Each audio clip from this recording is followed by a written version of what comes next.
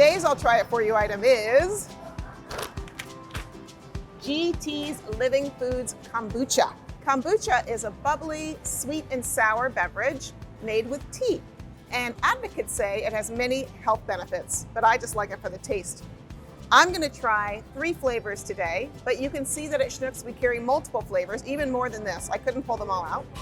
Today I'm gonna be trying Trilogy, Mango, and Sacred Life. So let's start. Trilogy.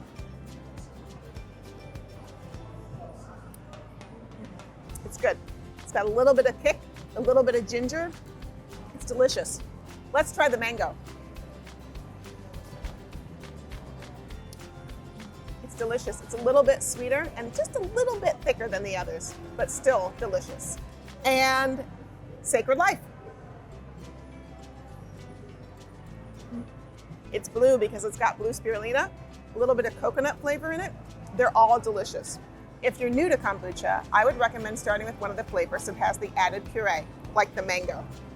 Schnuck shoppers, I highly recommend you try kombucha from GT's Living Foods. They're delicious. Thanks again for joining me today on another episode of I'll Try It For You. And as always, thank you for shopping at Schnucks.